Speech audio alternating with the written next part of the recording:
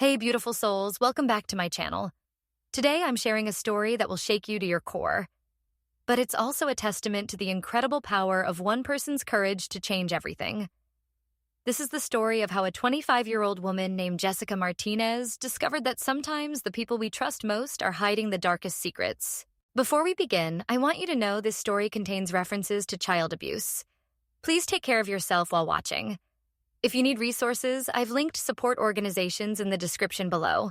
Jessica never imagined that a simple job at her aunt's daycare would lead her to uncover one of the largest child trafficking networks in Texas history. This is her story, in her own words. My name is Jessica Martinez, and for 3 years, I pretended to be someone I wasn't. I played the role of the sweet but not too bright niece who was grateful for any work my successful Aunt Patricia could throw my way. Patricia Gonzalez owned Sunshine Children's Center in Austin, Texas, a daycare that specialized in caring for children with special needs. To the outside world, she was a pillar of the community. Awards lined her office walls. Parents praised her dedication. Local news had featured her twice for her innovative approach to special needs care, but I started noticing things that didn't sit right. It began with small observations during my first month working there. Patricia would tap her fingers in strange patterns against her leg while talking to parents. At first, I thought it was just a nervous habit, but the patterns were too deliberate, too consistent. My background in communications from UT Austin had required me to learn basic Morse code. When I started paying attention to Patricia's finger tapping, my blood ran cold. She was sending coded messages, insults about the parents and children right in front of them. Take the quiet one today. She tapped to her business partner, Marcus Rodriguez, a man who claimed to be a licensed children's photographer. The parents couldn't understand, but I could. And what I decoded made my stomach turn, so I made a decision that would change everything. I started playing dumb. I dumbed down my vocabulary, asked obvious questions, and acted like the ditzy 20-something that Patricia seemed to expect. I figured if she thought I was too simple to understand what was really happening, she might let her guard down around me. For months, I watched and waited, collecting mental notes while pretending to be oblivious.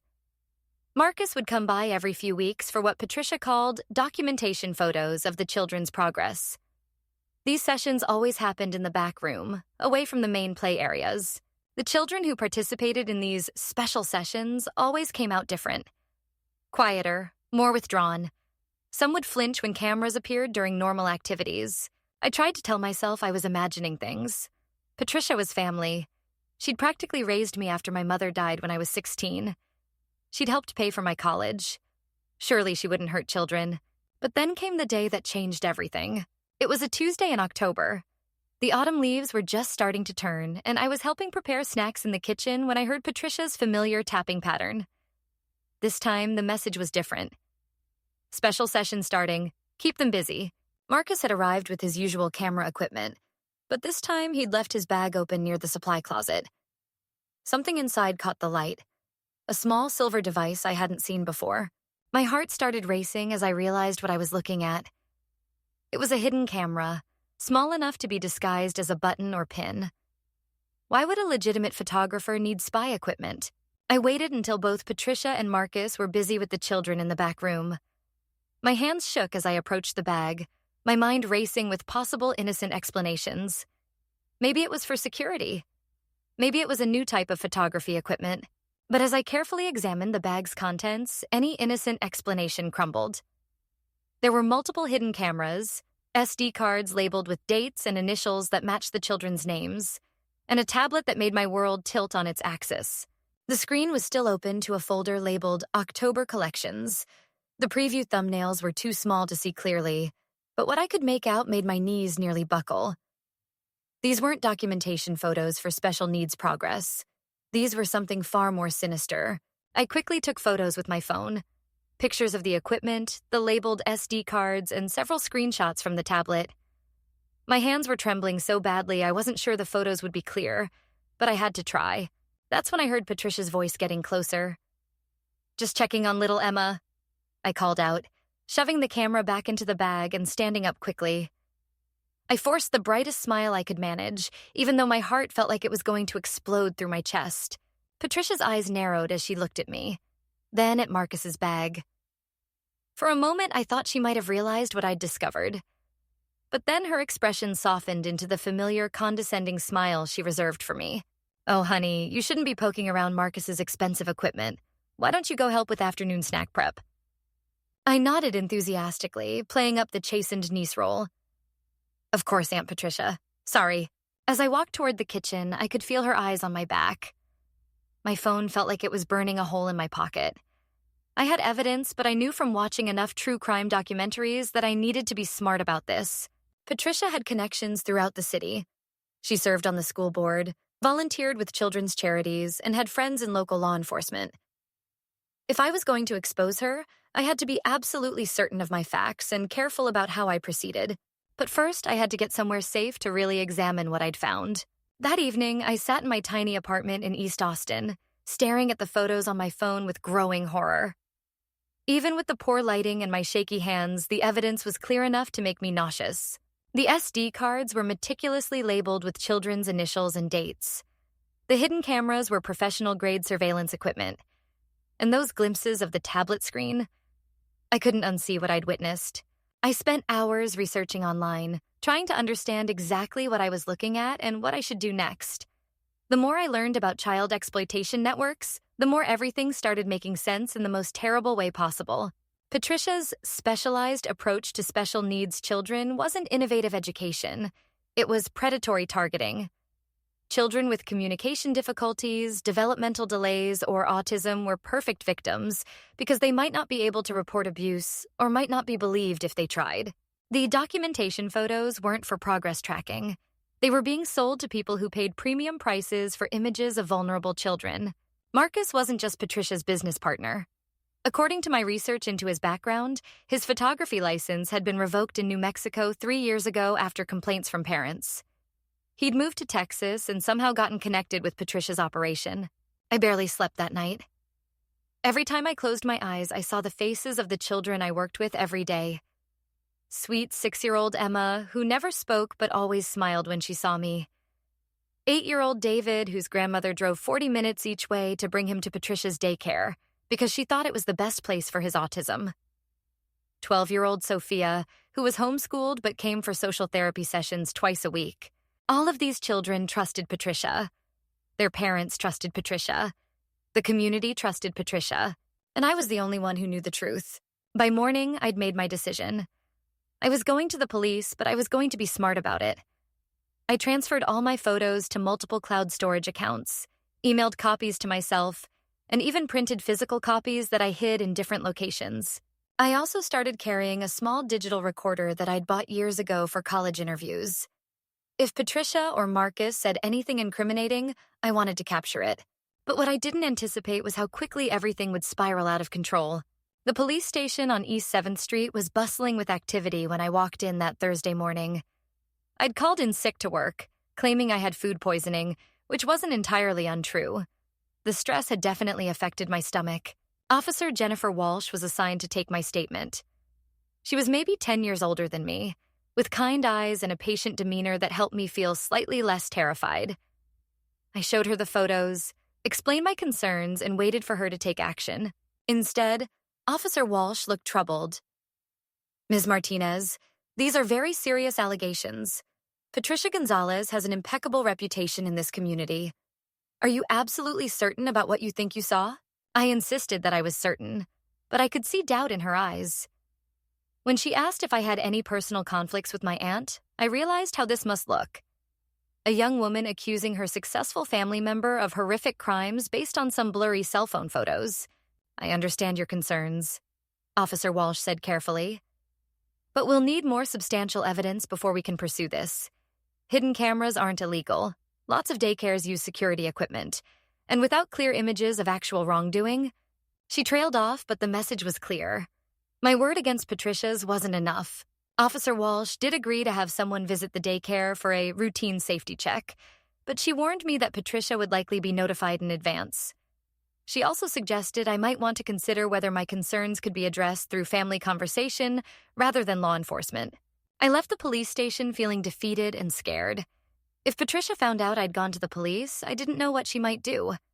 But I also couldn't just pretend I hadn't seen what I'd seen. That afternoon, I returned to work trying to act normal, but everything felt different. Every interaction with Patricia seemed loaded with hidden meaning. When she tapped her fingers while talking to parents, I found myself automatically translating. Stupid people. Don't understand anything. Perfect marks. The police visit came 2 days later. Officer Walsh and her partner arrived during lunchtime when most of the children were napping. They spoke briefly with Patricia and Marcus, looked around the public areas of the facility, and left within 20 minutes. Patricia was furious after they left, though she tried to hide it behind her usual professional demeanor. Jessica, honey, did you mention anything to anyone about Marcus's photography equipment? Someone called in a complaint about inappropriate photos. I shook my head, trying to look confused. No, Aunt Patricia. Why would I do that? She studied my face for a long moment. Of course you wouldn't, sweetheart. You know how much the children love their photo sessions. It's probably just some misunderstood parent causing trouble, but I could tell she was suspicious. Her finger tapping became more frequent, and she started watching me more carefully. When Marcus arrived for his next session, they had a whispered conversation that I couldn't hear, but that made both of them look in my direction. That evening, I found my apartment door slightly ajar when I came home from grocery shopping. Nothing appeared to be missing, but everything felt wrong. Drawers that I remembered closing were slightly open. My computer screen was warm, as if someone had been using it recently. I checked my phone obsessively for the photos I'd taken, and they were still there. But I had the sinking feeling that whoever had searched my apartment was looking for evidence that I was the one who'd called the police. My sense of safety was completely shattered. Patricia wasn't just emotionally manipulative. She was dangerous. And now she knew that someone was watching her operation. Over the next few weeks, I became hypervigilant about everything around me. I noticed cars that seemed to follow me home from work. My phone would occasionally lose service in ways that felt deliberate rather than coincidental.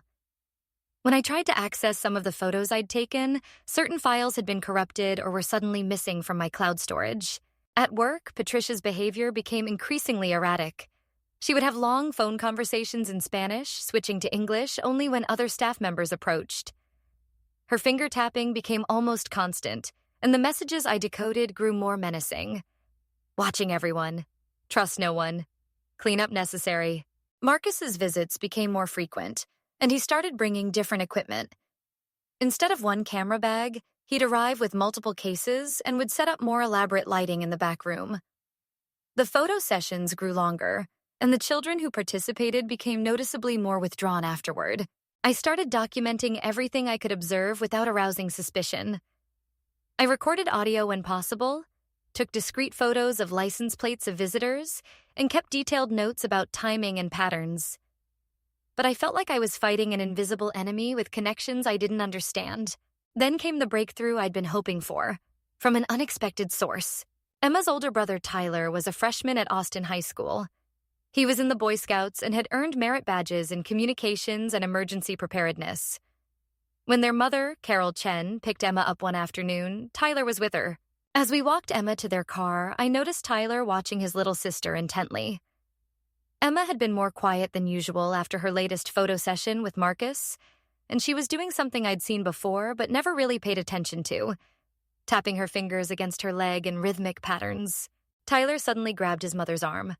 "Mom, wait. Look at Emma's hands." We all stopped walking and looked down at Emma. Her small fingers were moving against her thigh in deliberate, repeated patterns. Tyler pulled out his phone and started recording. "She's doing Morse code," he said, his voice tight with concern. "She's saying help me over and over." Carol's face went white. "What are you talking about?" Emma doesn't know Morse code, but Tyler was already translating more of Emma's finger movements. Now she's saying, "Bad pictures hurt kids." "Mom, I think someone taught her this to ask for help." My heart started racing as I watched this brave teenager decode his little sister's desperate attempts to communicate. Emma couldn't speak verbally, but somehow she'd learned to tap out messages about what was happening to her. Carol looked at me with growing alarm. "Jessica, you work here every day. Have you noticed anything strange? Anything that might upset Emma?" This was my moment. I had to decide whether to trust these people with the truth or continue trying to handle everything alone. Looking at Tyler's concerned face and Carol's protective mother instincts, I made the choice to take a risk. Can we talk somewhere private? I asked quietly. I think I know what Emma's trying to tell us. That afternoon, I met Carol and Tyler at a coffee shop in South Austin, far from Patricia's daycare. With my voice shaking, I told them everything. The hidden cameras, the suspicious photo sessions, Patricia's Morse code messages, and my failed attempt to get police help. Tyler listened with the intensity of someone far older than his 15 years. When I finished, he was quiet for a long moment before speaking. Emma's been tapping messages for weeks. My mom thought it was just a stimming behavior from her autism, but I kept noticing patterns. She was trying to tell us what was happening, and no one was listening. Carol was crying quietly as the full scope of what I was telling her sank in. How many other children? How long has this been going on? I didn't have answers to those questions, but Tyler had an idea. We need more evidence, but we also need more people. If this is as big as you think it is, we can't handle it alone. Over the next week, we carefully reached out to other parents whose children had participated in Marcus's documentation photos. Tyler and his Boy Scout training became invaluable. He knew how to organize information, create secure communication channels, and plan strategic approaches. Carol used her connections from Emma's therapy network to identify other families who might have concerns. We discovered that several parents had noticed behavioral changes in their children after photo sessions, but hadn't known what to make of it. One mother, Janet Williams, shared that her 8-year-old son David had become afraid of cameras and would have panic attacks when anyone tried to take family photos. Another parent, Maria Santos, said her daughter Sophia had started having nightmares about bad people with cameras, but the family had assumed it was related to her anxiety disorder. As our informal network grew, we began to see the full pattern. Patricia specifically targeted children with communication challenges, those with autism, developmental delays, selective mutism, or other conditions that would make it difficult for them to report abuse or be believed if they tried. Tyler suggested we needed inside help from someone who still worked at the daycare. That's when I thought of Sandra Kim, a 24-year-old teacher's aide who'd started working there about 6 months after me. Sandra had always seemed uncomfortable during Marcus's visits, and I'd noticed her trying to stay close to children during photo sessions. When I carefully approached her about my concerns, her relief was palpable. I've been documenting everything I could, she whispered during our secret meeting at Zilker Park. I was too scared to say anything because I need this job, but I knew something was wrong. Sandra had been taking discreet photos and videos of her own. Plus, she'd overheard phone conversations between Patricia and Marcus about special clients and custom orders. She also had observed Patricia teaching certain children basic Morse code, supposedly as a communication enrichment activity. She told the kids it was a secret game, Sandra explained. She said if they ever needed help, they could tap out messages and someone would understand. But then she used the same system to send them coded instructions during photo sessions. The manipulation was even more sophisticated than I'd realized. Patricia had weaponized the children's desire to communicate, teaching them a secret language that she could use to control them, while also giving them a way to cry for help that most adults wouldn't understand. But Tyler could understand. And now we were going to use Patricia's own system against her. With our growing network of concerned parents and Sandra's inside access, we developed a multi-pronged approach to gathering concrete evidence. We knew we needed irrefutable proof before approaching law enforcement again, especially given Patricia's community standing. Tyler had researched similar cases online and found that successful prosecutions required clear documentation, multiple witnesses, and proof of financial transactions. We divided responsibilities among our group. Carol would work with the other parents to document behavioral changes and compile medical records showing when children's symptoms had started or worsened. Sandra would continue observing and recording what she could from inside the daycare, with particular focus on conversations between Patricia and Marcus. Tyler would teach willing parents basic Morse code recognition so they could understand if their children were trying to communicate about abuse. I would focus on building a timeline of Marcus's visits and trying to identify the larger network we suspected was involved. Our breakthrough came 3 weeks into our investigation, when Sandra overheard a phone conversation that changed everything. Patricia was in her office with the door closed, but Sandra was cleaning the adjacent supply room and could hear through the thin wall. Patricia was talking to someone about the Austin operation and mentioning other cities, Houston, San Antonio, and Dallas. The network is expanding faster than expected, Patricia said. We'll need to be more careful with the local families, but the demand is huge. Marcus thinks we can double our monthly output if we bring in 2 more locations. Sandra managed to record part of this conversation on her phone. When she played it for our group that evening, the scope of what we were dealing with became clear. This wasn't just one corrupt daycare. It was a regional trafficking network with Patricia as a key coordinator. Tyler had been researching Marcus's background more thoroughly and discovered that his previous photography business in New Mexico had been shut down after an FBI investigation. No charges were filed due to insufficient evidence, but multiple complaints had been made by parents and teachers. "He's done this before," Tyler said grimly. And Patricia probably helped him escape consequences by offering him a new base of operations here in Austin. We also discovered that Patricia had been expanding her daycare's special services over the past year, specifically targeting children whose families were struggling financially. She offered sliding scale payments and even free care for some families, creating a pool of vulnerable children whose parents would be reluctant to question her methods. Carol made another disturbing discovery when she looked through Emma's medical records. Emma had been developing speech normally until about 6 months ago, when she suddenly stopped verbal communication entirely. The timing coincided with when Marcus had started his documentation photography with Patricia's daycare. She's not just autistic, Carol realized. The trauma made her go silent. She learned Morse code because it was the only safe way she could ask for help. We knew we had enough evidence to go to the police again, but Tyler suggested we needed one more piece of the puzzle: proof of the financial transactions. If we could show money changing hands for these photos, it would transform the case from possible abuse to definite trafficking. That's when Sandra volunteered for the most dangerous part of our plan. During Marcus's next visit, she would try to access his phone or camera equipment to find financial records or communication with buyers. It was risky, but we all agreed it was necessary. We were fighting for dozens of children who couldn't fight for themselves, and we had to take calculated risks to protect them. None of us anticipated how quickly our investigation would attract the attention of people far more dangerous than Patricia and Marcus. The day Sandra tried to gather financial evidence was the day everything went wrong. Marcus arrived for his usual Thursday session with more equipment than normal. Sandra waited until both he and Patricia were in the back room with the children, then carefully approached his bag in the main office area. She found his phone unlocked and quickly scrolled through recent messages and financial apps. What she discovered was worse than anything we'd imagined.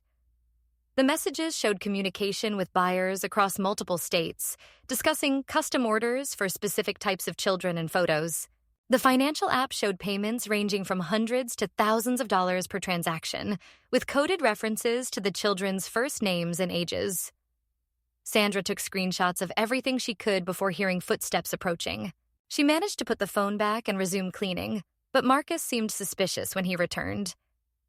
He checked his phone immediately and spent a long time looking through his messages, even though Sandra was certain she'd left everything exactly as she'd found it. That afternoon, Patricia called an unexpected staff meeting.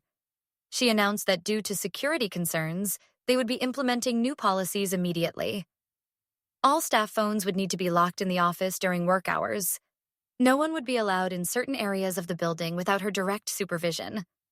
And any staff member who violated these new rules would be terminated immediately. The message was clear. Someone suspected that their operation was being watched. Sandra managed to send me a text before surrendering her phone. "Got info. Very bad. They know someone watching. That evening, I noticed a car parked across from my apartment complex that hadn't been there before. When I looked out my window an hour later, it was still there. The driver appeared to be watching my building. I called Tyler and Carol to warn them, and Tyler made a decision that probably saved all our lives. He suggested we all leave our homes that night and meet at his grandmother's house in a different part of the city. It was a smart move. When Sandra drove by her apartment around midnight, she found her front door standing open and lights on inside, even though she was certain she'd locked up before leaving for work that morning. My apartment had been searched again too, but this time much more thoroughly. Drawers were dumped out, my computer was missing, and someone had clearly been looking for specific information. We realized we weren't just dealing with a local abuse situation anymore. The financial evidence Sandra had found suggested connections to a much larger network, possibly with law enforcement or other official contacts who could help Patricia and Marcus stay ahead of investigations. Tyler's grandmother, a retired teacher named Rosa Morales, listened to our entire story with growing concern. When we finished, she was quiet for a long moment before speaking. Mijas, you've stumbled into something much bigger than you realize. But you've also gathered evidence that could save dozens of children if you handle it correctly. The question is whether you're brave enough to see this through. She suggested we contact a federal agency rather than local police, since Patricia clearly had local connections. She also recommended we find a safe place to stay until we could present our evidence to authorities who had the power and resources to act on it. That night, none of us went home. We stayed at Rosa's house, taking shifts, keeping watch, and organizing all our evidence into a coherent presentation for federal agents. By morning, we had a comprehensive case file: audio recordings, financial transaction screenshots, testimony from multiple families, medical records showing trauma patterns, and Sandra's detailed observations from inside the facility. But we also knew that Patricia and Marcus were now aware they were being investigated. They would either shut down their operation and disappear, or they would escalate their efforts to silence us. Either way, we were running out of time. Rosa had a friend from her teaching days whose daughter worked for the FBI in San Antonio. Agent Rebecca Torres specialized in crimes against children and had experience with trafficking networks. Rosa's contact helped us get an emergency meeting that Friday morning. Agent Torres met us at a federal building in downtown Austin. She was a serious woman in her 30s with an intensity that immediately made me feel like we were finally being taken seriously. "I've reviewed the preliminary information you provided," she said after we'd been seated in a secure conference room. "What you've uncovered appears to be part of a larger network we've been investigating across multiple states. Your evidence fills in crucial gaps in our case." She explained that the FBI had been tracking a regional trafficking operation for 8 months, but they'd been unable to identify the local coordinators in Austin. Patricia's Daycare had been on their list of suspected locations, but they hadn't had enough evidence to obtain search warrants. "Your photos and recordings provide the probable cause we need," Agent Torres continued. "But I need you to understand the risks involved in proceeding. If this network has the connections we believe they do, the people you're up against will go to extreme lengths to protect their operation." Tyler asked the question we were all thinking. "Are the children still in danger right now?" Agent Torres nodded grimly. "Based on the financial records you've shown me, there's a high probability that photo sessions are continuing, possibly accelerating since they know they're under suspicion. We need to move quickly."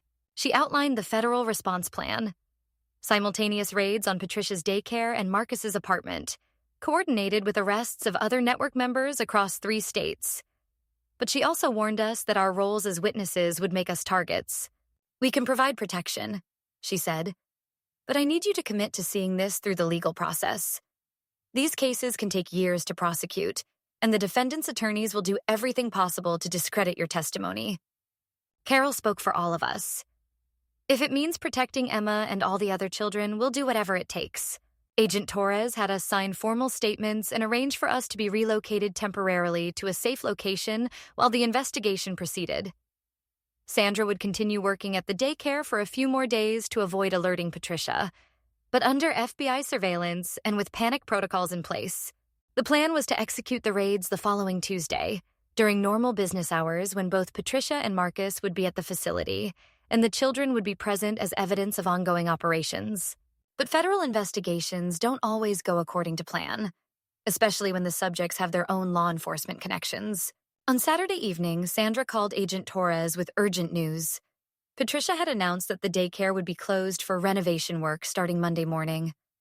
All children would be transferred to a temporary facility across town, and Marcus had canceled all photography sessions indefinitely. Someone had tipped them off. Agent Torres made the difficult decision to move the timeline up.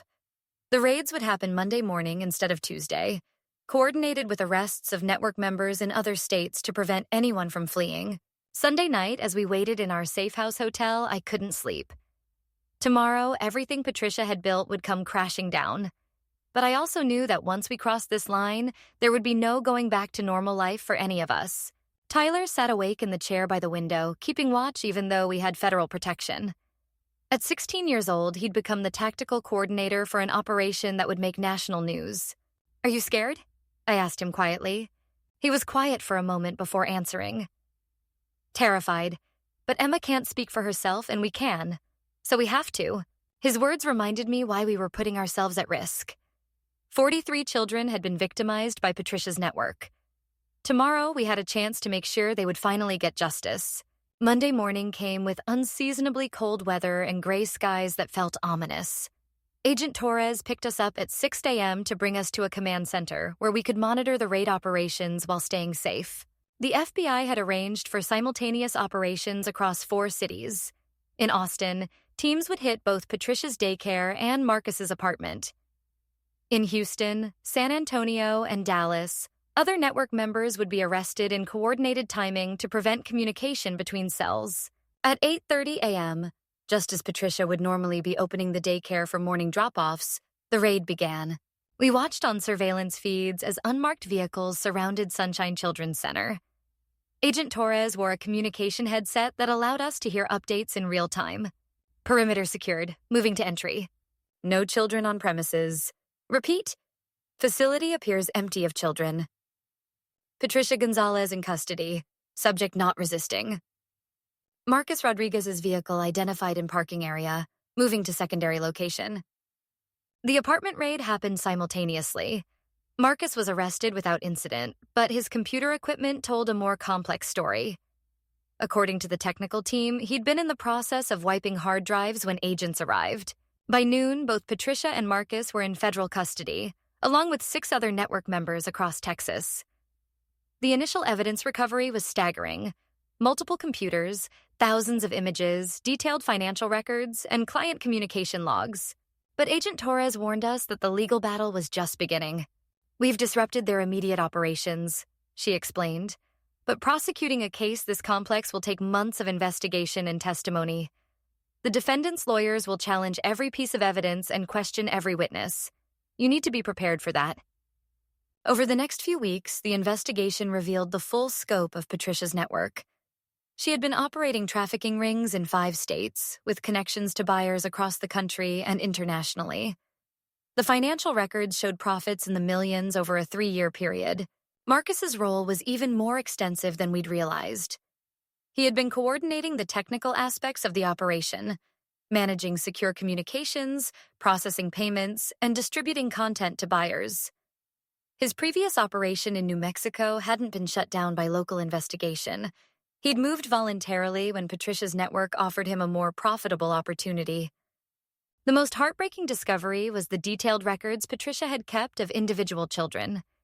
She had profiles noting each child's specific vulnerabilities, communication limitations, and family circumstances. Children like Emma weren't randomly targeted. They were specifically selected because their disabilities made them ideal victims. Federal child psychologists began working with all 43 identified victims to provide trauma therapy and prepare those who could testify for the legal proceedings ahead. Emma surprised everyone by insisting she wanted to testify. Through Tyler's translation of her Morse code communication, she told investigators, "Bad people hurt kids. Want to stop bad people." But the defense team had surprises of their own, and they would challenge us in ways none of us had anticipated. The federal trial began 8 months after the arrests. In that time, Patricia and Marcus had hired the best defense attorneys money could buy, and they were prepared to destroy the credibility of every witness who testified against them. Patricia's lawyer, a silver-haired man named James Whitfield who specialized in high-profile criminal defense, built his case around a simple strategy: portray the allegations as a conspiracy by disgruntled employees and overly protective parents who had misinterpreted innocent activities. He challenged every piece of evidence. The hidden cameras were standard security equipment. The financial transactions were payments for legitimate photography services. The children's behavioral changes were normal developmental variations unrelated to anything that happened at the daycare. Most devastatingly, he attacked our credibility as witnesses. During my testimony, Whitfield spent 3 hours questioning my motives for reporting Patricia. He suggested I was jealous of her success, resentful of having to work for family members, and prone to dramatic interpretations of normal situations.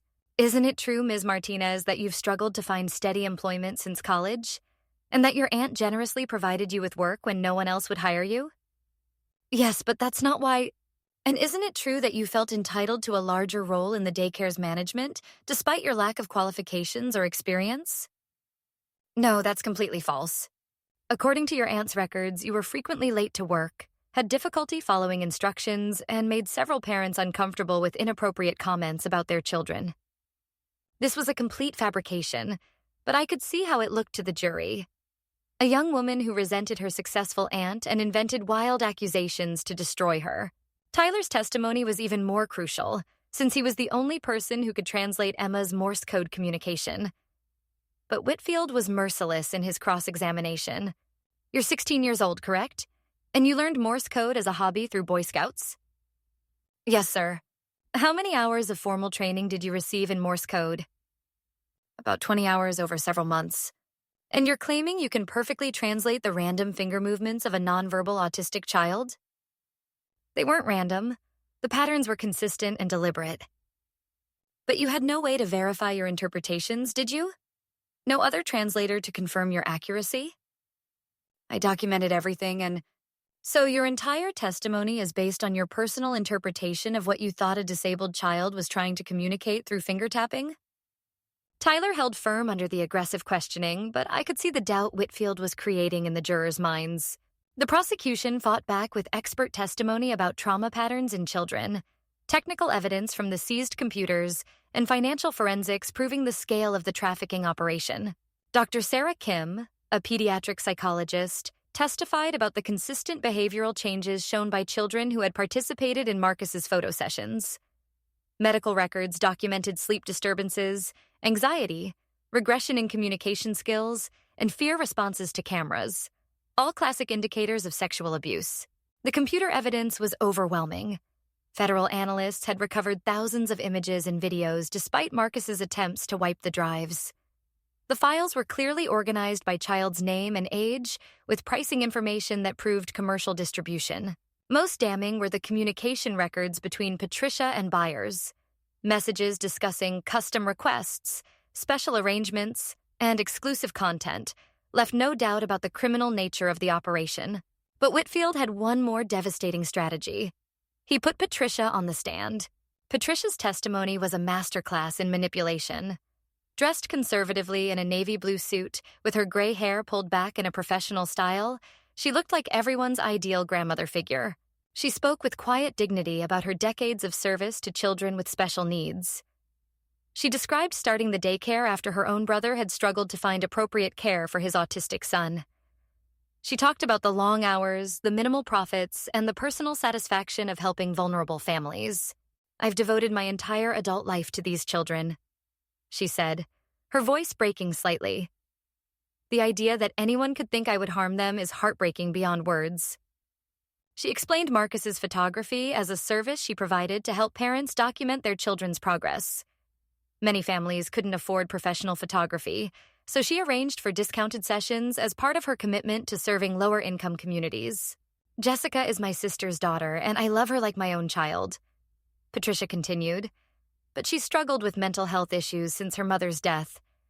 She's been in therapy for depression and has had difficulty distinguishing between reality and her anxieties. I hired her because family should help family, but I was concerned about her stability.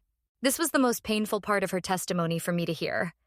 Patricia was using my mother's death and my subsequent grief counseling to suggest I was mentally unstable and prone to delusions. She portrayed Sandra as a disgruntled employee who had been disciplined for inappropriate behavior with children and was seeking revenge. Carol and the other parents were described as overly anxious people who had been manipulated by Sandra and me into believing their children were in danger. Children with autism and developmental delays often have behavioral changes as they grow, Patricia explained.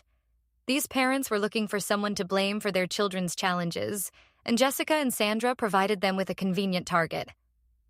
The prosecution's cross-examination revealed some inconsistencies in Patricia's story, but she was a skilled liar who had been practicing her explanations for months.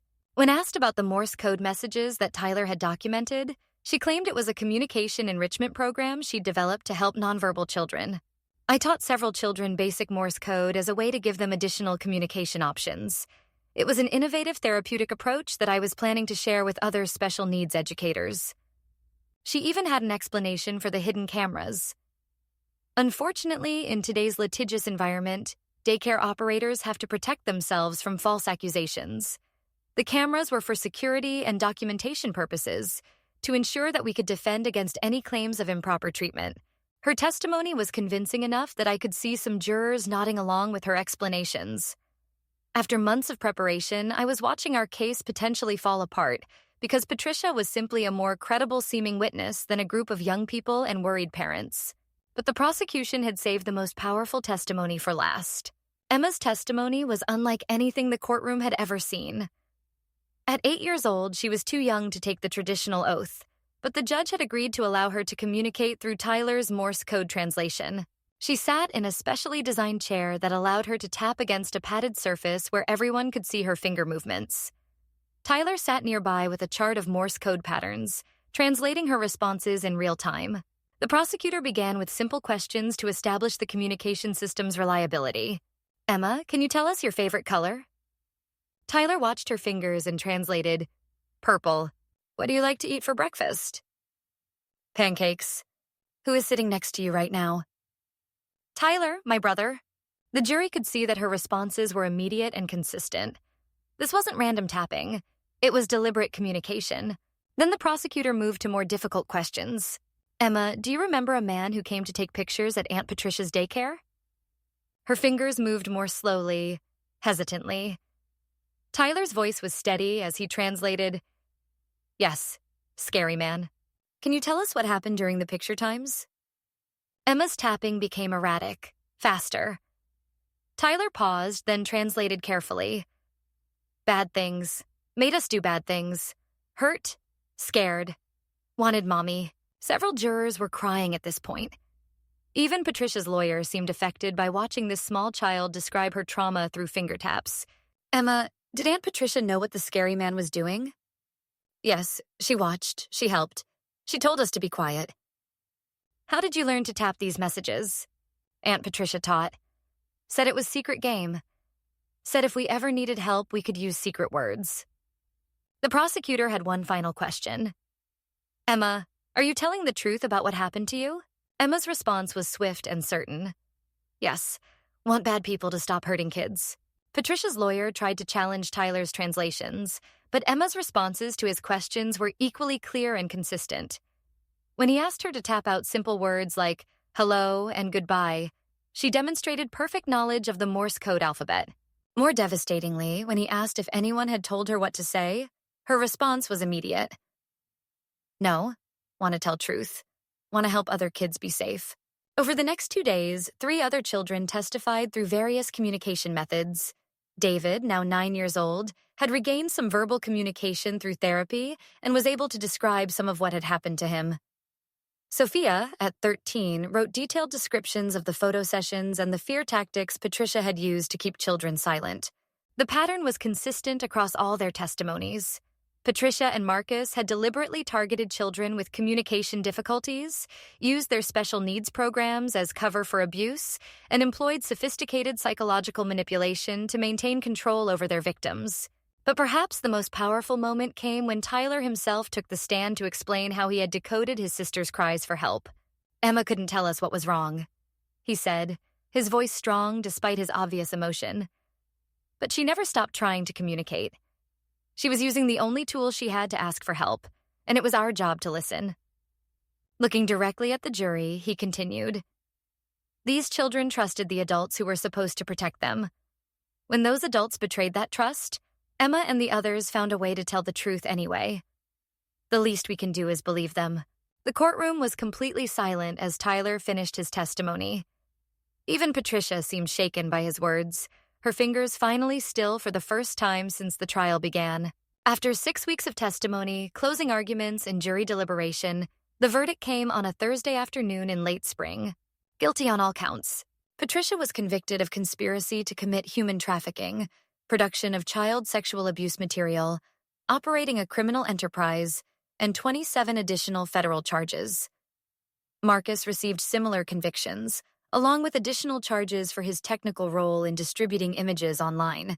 The sentencing came 2 months later. Patricia received life in prison without the possibility of parole. Marcus received 55 years. 6 other network members across Texas were sentenced to terms ranging from 15 to 30 years.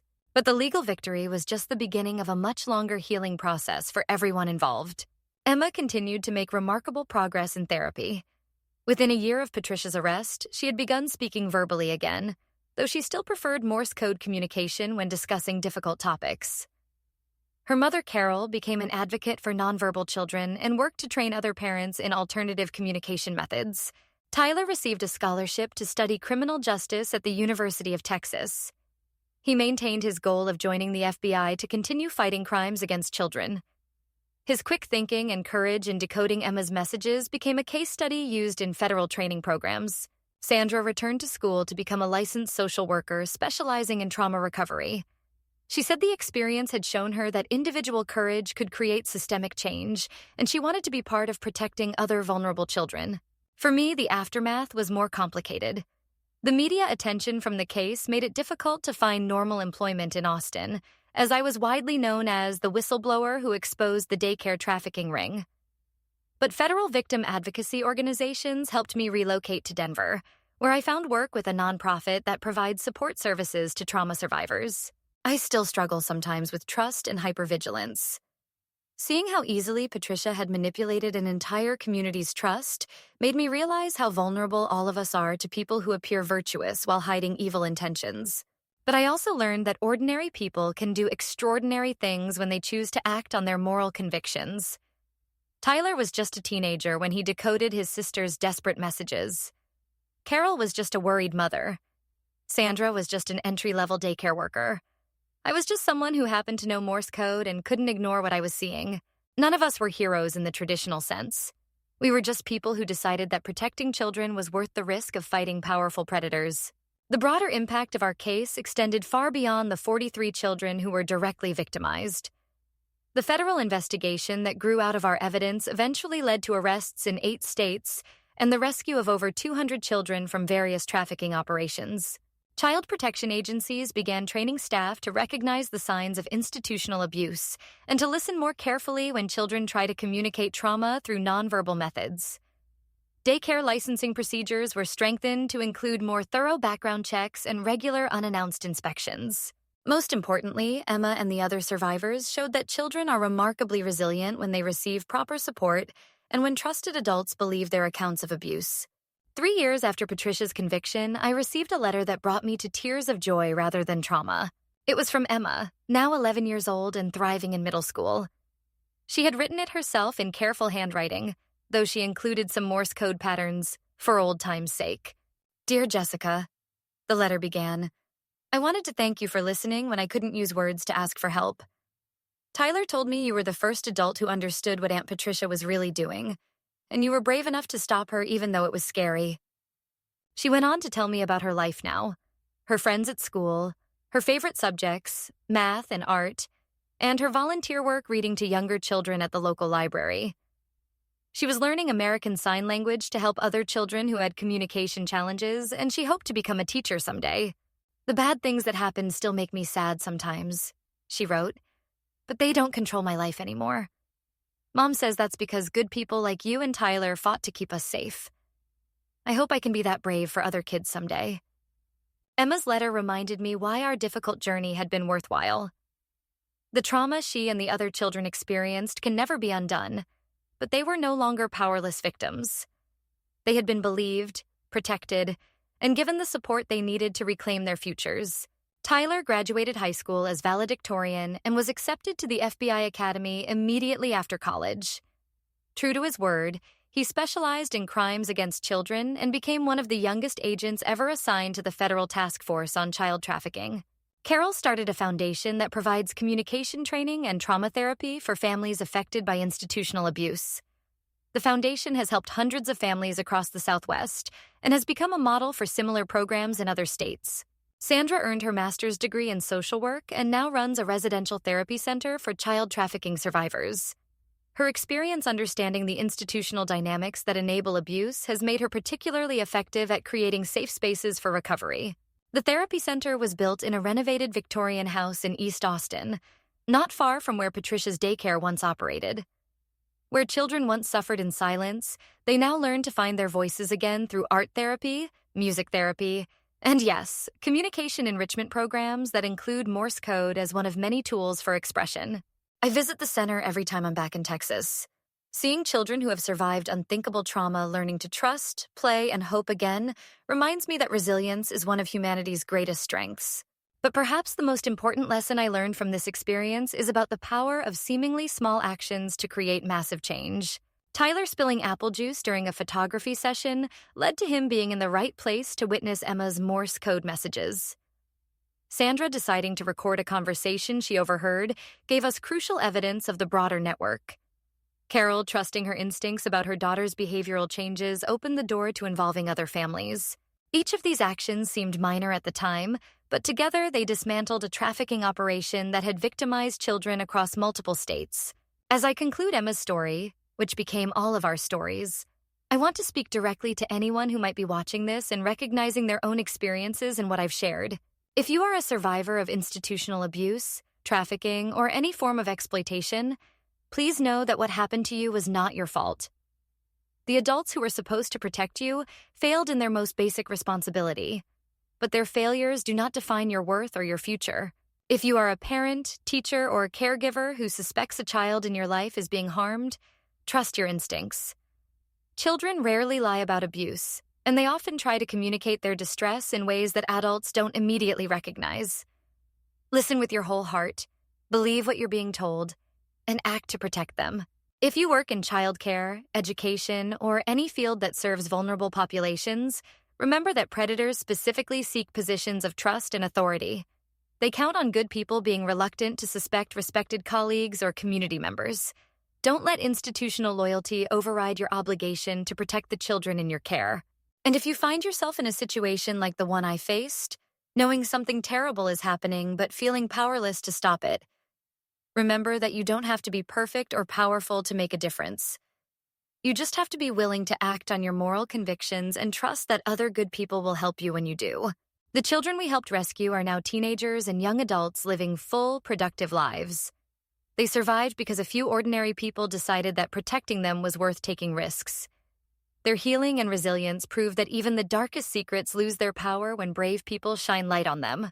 Emma's voice was silenced for months by trauma and fear, but she never stopped trying to communicate the truth. Her courage in finding ways to ask for help, and our willingness to listen when she did, saved dozens of other children from similar suffering. That's the real message of this story. Survivors have incredible strength, and when we combine that strength with the courage to act and the wisdom to work together, we can overcome even the most powerful predators. Thank you for listening to this difficult but ultimately hopeful story. If it has affected you personally, please reach out for support. Resources are available, and you deserve healing, justice, and a future filled with possibilities. And remember, if you see something, say something. Someone's life may depend on your willingness to speak truth in the face of powerful lies.